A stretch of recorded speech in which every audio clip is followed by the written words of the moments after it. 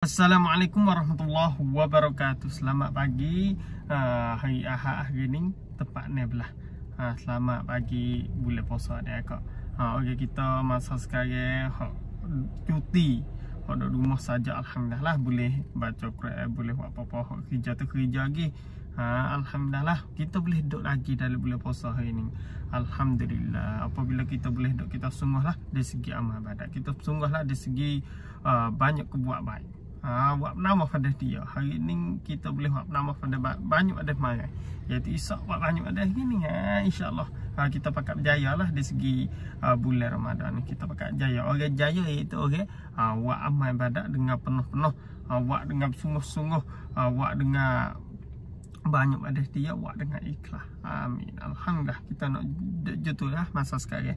Saya pun nak rekas sikit khabar-khabar hari ni, sikit banyak di segi negara kita, patut keluar negara sikit banyak lah, supaya saya tengok dalam page, dalam GoPro, dalam social media masa sekarang. Kalau tempat kita tu ada website penipu, ada akak di segi suruh apa, orang panggil long tabian.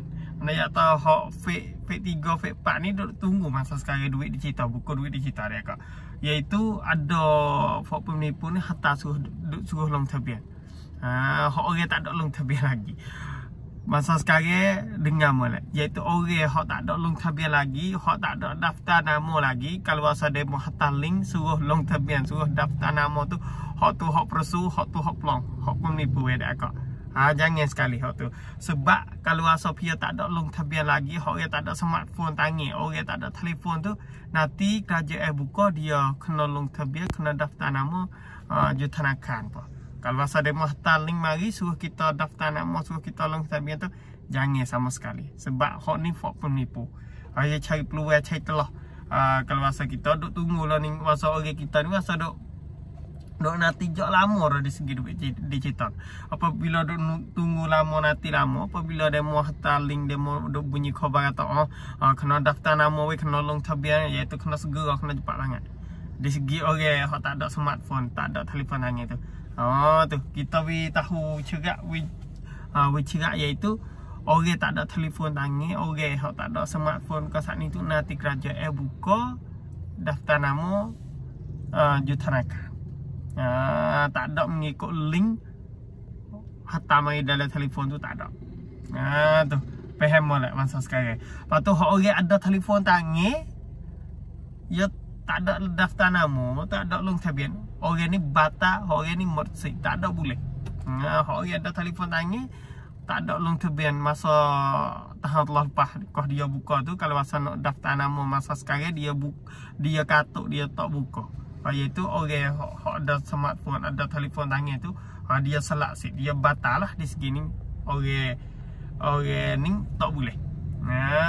Kalau masa dia nak buka, dia buka orang tak ada telefon tangan, tak ada terusan. Tu tak ada smartphone, dia buka jutanakan. Kalau masa dia mahtal link mari, jangan tekan, jangan daftar nama. Ni hak ni kena lari, kena penting, kena sapa benar lah hak ni. Takut orang kita gidok daftar nama, gidok long tabian apa, habis duit dalam banci dengan sengaja, dengan saja. Tu dia, agak pakat jagalah di segi ni. Lepas tu dari segi orang panggil keluar negara tu, kalau masa kita ada tengok tu ada bising, ada hak ni pun tak ada cerak wallahualam, tetapi dia ada tubik berita kata demo dok terawih dok po dok itu ke sana tu, ada apa Yahudi tu mari mengenak, mari baca lah tempat tu. Hak ni wallahualam lah, cerak ke tak tahu lah hak ni, tetapi ada pemberita dok tubik. Kalau masa ada gini kita pakai doa lah, selamatlah umat Islam kita hak dok kena zalim dengan fak Yahudi tu.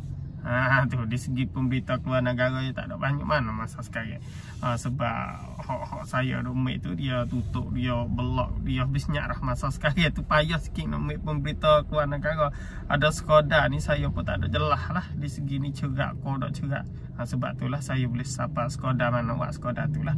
Untuk wifi itu tu dia tahu dengan semasa.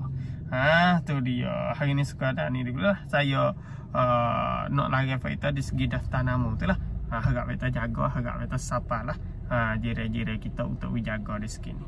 Tu dia hari ni sekadar ni dulu, minta izin dulu kalau rasa ada silap dan salah kat mana, saya minta maaf lah hari ni. Assalamualaikum warahmatullahi wabarakatuh.